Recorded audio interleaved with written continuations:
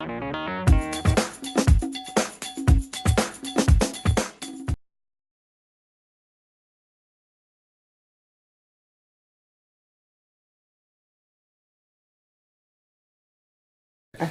This week's FM cover story is about one of the most interesting developments in South African mining, certainly in the 30 odd years that I've been covering the industry. And it's about a startup company called Randgold Resources, which listed in 1997 on the London Stock Exchange.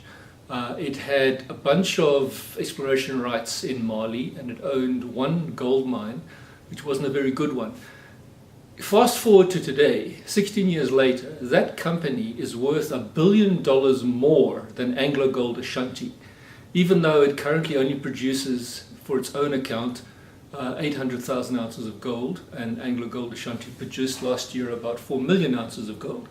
The reason for that difference is that Randgold Resources has become the go-to gold stock for investors.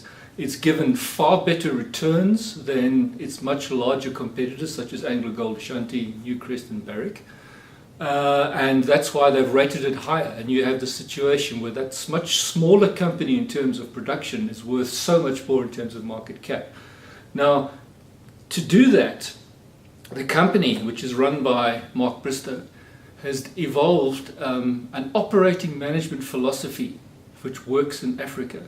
Now, as you know, the saying goes, Africa's not for sissies, and certainly Mark Bristow has shown himself to be no sissy. He has developed 4 major gold mines in countries like Mali, Cote d'Ivoire, Senegal, and the last one is in the Democratic Republic of Congo, which a lot of people view as heart of darkness territory. You just don't go in there, it's ungovernable, you can't develop there. Well, Mr. Bristow has shown him to be completely wrong.